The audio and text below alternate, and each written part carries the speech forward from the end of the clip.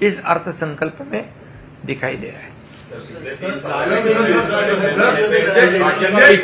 पिछले 2.5 साल में भी केंद्र ने हमें बहुत पैसे दिए हैं। बुलेट ट्रेन हो, मेट्रो हो, रेलवे हो, और इसके साथ ये जो वाडवन का पोर्ट है, ये 76,000 करोड़ का नगर विकास हो, कई जो हमारे प्रस्ताव आए हैं, उस प्रस्ताव को केंद्र सरकार ने कभी ना नहीं कहा, हमें खाली हाथ नहीं भेजा। जो हमने राज्य के विकास के लिए मांगा वो देने का काम किया। इसका फायदा भी हमें ये विधानसभा के चुनाव में हुआ है, डबल इंजिन सरकार का। हे बजेट आहे कुठेतरी पोटात गोळा आणण्यासारखं बजेट आहे, त्यामुळे अदानी असेल या भाजपला हे बजेट पुरेसे आहे असं आता विरोधक म्हणाला। विरोधकांना काय पाहिजे? विरोधकांनी एवढाच विचार केला पाहिजे, खरं म्हणजे हे बजेट काय महाराष्ट्र आपल्या देशातच आहे ना, का देशाच्या बाहेर आहे? या मागच्या बजेटमध्ये पण असाच त्यांनी आरोप केला, महाराष्ट्राला काय दिलं। अरे नंतर कळलं की महाराष्ट्राला प्रत्येक योजनेमधून पैसे आहेत, कारण आपल्याकडे करदाता सगळ्यात जास्ती आहेत, त्याचा बेनिफिट त्यांना होणार। नोकरदार वर्ग जास्ती आहे, त्याचा बेनिफिट होणार। त्याचबरोबर आमच्या लाडक्या बहिणी, लाडके भाऊ, लाडके शेतकरी, लाडके विद्यार्थी, ह्या लाडके सिनियर सिटीजन यांना देखील याचा फायदा होणार आहे। त्यामुळे या बजेटमध्ये भरभरून तरतुदी आहे, तुम्हाला डिटेल सगळं कळेल। आणि मग विरोधक मागच्या वेळेस पण असंच बोलले, नंतर डिटेलमध्ये त्यांना कळलं महाराष्ट्राला या योजनेमध्ये पैसे आहेत, या योजनेत पैसे आहेत, मग त्यांची तोंड गप्प झाली। त्यामुळे आता देखील संध्याकाळी त्यांचे आवाज बंद होतील। मी एवढंच सांगतो, बजेटने किंवा या अर्थसंकल्पात महाराष्ट्राला काय दिलं हे विचारण्यापेक्षा महाराष्ट्राने तुम्हाला या विधानसभेत काय दिलं याचं आत्मचिंतन, आत्मपरीक्षण विरोधकांनी करावं। पृथ्वीराज चव्हाण असं म्हणतायत की आताचा जो युनियन बजेट आहे हा निराशाजनक आहे। जे निराश झालेले लोक आहेत त्यांना आशावादी कसं करता येईल? कारण या महाराष्ट्रातल्या जनतेने त्यांना विधानसभेत निराश करून टाकलेलं आहे, कारण काम करणाऱ्या लोकांच्या मागेही महाराष्ट्राची जनता राहिली आणि म्हणून लँडस्लाइड मॅन्डेट या महाराष्ट्रातल्या जनतेने महायुतीला दिलं। त्यामुळे महाविकास आघाडीची स्वप्न भंग पडली। त्यांनी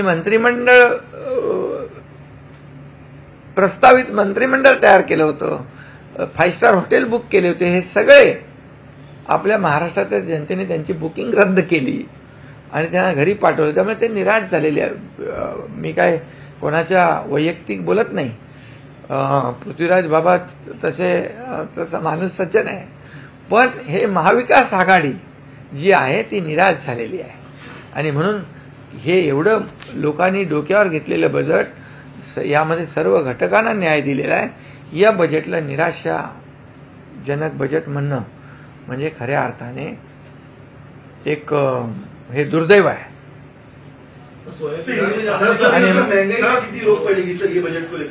ये बजट में कपास, सोयाबीन को भी ध्यान में रखा है, उसमें भी कुछ बदलाव लाने की बात भी की है, इसलिए किसानों को भी केंद्र बिंदु मानकर इसमें काम किया है। इसलिए ये किसानों का, आम आदमी का, महिलाओं का, सभी लोगों का, हर वर्ग के लिए बहुत दिलासाजनक ये बजट है। मैंने पहले ही कहा कि ये छप्पर फाड़ के देने का काम, किसको एक्सपेक्टेशन नहीं था इतना, ये एवढं अपेक्षित नव्हतं, परंतु आदरणीय मोदी साहेबांनी तिसऱ्यांदा या ठिकाणी त्यांना देशाने कौल दिला, तिसऱ्यांदा त्यांनी प्रधानमंत्री पदाची हॅट्रिक केली आणि महाराष्ट्रात देखील एकतर्फी विजय मिळाला। आणि म्हणून शेवटी ज्या लोकांनी आपल्याला हॅट्रिक साध्य करून दिली, ज्या लोकांनी आपल्या मागे उभे राहिले, त्या सर्वसामान्य लोकांना अर्थसंकल्पातून दिलासा देण्याचा प्रयत्न केलेला आहे। मला सांगा यापूर्वी काँग्रेस असेल, कुठलं इंडिया आघाडी असेल, इंडिया अलायन्स असेल, हे काय म्हणायचे? काँग्रेस म्हणायचे गरीबी हटाओ, गरीबी हटाओ, गरीबी हटाओ। हटली गरीबी, गरीब हटला, गरीबी हटी नहीं, गरीब हट गया, लेकिन मोदी जी ने 35 करोड़ लोगों को गरीबी से ऊपर उठाया, उनका जीवनमान ऊंचा कराया और 80 करोड़ लोगों को मुफ्त में राशन देने का निर्णय किसने लिया है? उसको आगे 5 साल को बढ़ाया किसने किया है? आदरणीय प्रधानमंत्री मोदी जी ने किया है। योजना सेंटर की तरफ से यूज की जाएगी तो महाराष्ट्र का उसका बजट देना कम होगा, तो उसको लगता है फायदा होगा इस चीज को। देखिए, हम महाराष्ट्र और केंद्र सरकार एक ही है, एक विचारधारा की पार्टी है हमारी, सरकार है एक विचारधारा वाली। क्या विचारधारा हमारा? लोगों की सेवा करना, लोगों को न्याय देना, लोगों का विकास करना और ये राज्य का और देश का विकास करना, ये देश की प्रगति करना, राज्य की प्रगति करना, यही हमारा एजेंडा है।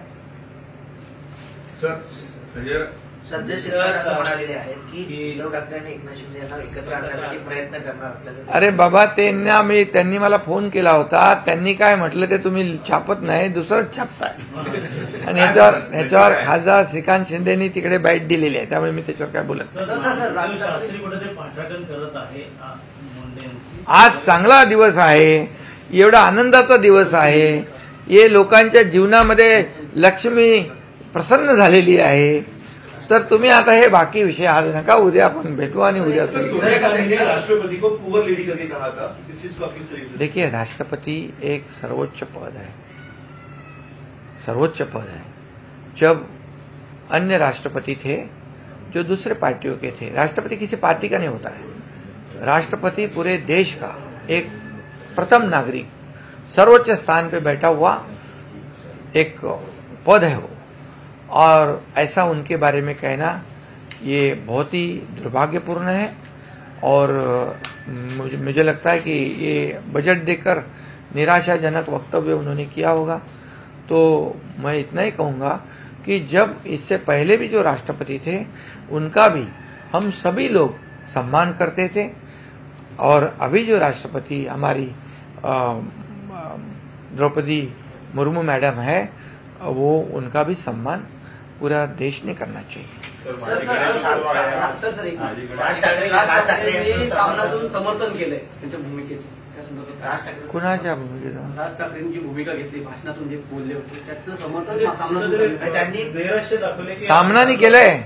अच्छा, मग ते जे मोदीजींच्या आणि अमितभाईंच्या आणि आमच्या महायुतीच्या विरुद्ध बोलतील, ते एक वाईट बोलू दे, चांगलं बोलू दे, त्याचं समर्थन तर सामन्यामध्येच होणार ना। कारण आमच्या विरुद्ध आरोप करणं, आमच्या विरुद्ध बोलणं, शिव्याशाप देणं हे त्यांचं कर्तव्य आहे आणि ते कर्तव्य पार पाडतायत, त्याच्याबद्दल मला काही जास्ती बोलायचं नाही। दरेकरच्या आरोपणांचा एसआयटी स्थापन झालेली आहे, कुठेतरी फडणवीस आणि शिंदेना खोट्या गुन्ह्यामध्ये अडकवण्याचं काम षडयंत्र सुरू होतं, त्या संदर्भात एसआयटी आता स्थापन झाली नाही। यामध्ये महाविकास आघाडीमध्ये असताना मी यापूर्वी देखील म्हणालेलो आहे की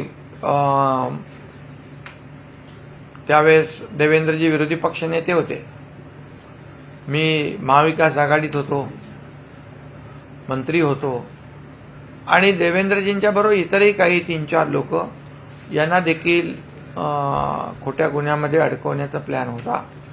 आणि त्याच्यामध्ये आणि एक जी व्हिडिओ क्लिप निघाली त्याच्यामध्ये देवेंद्रजी आणि एकनाथ शिंदे या दोघांना त्या खोट्या गुन्ह्यामध्ये अडकवण्याचा प्लॅन झाला होता, ही वस्तुस्थिती होती।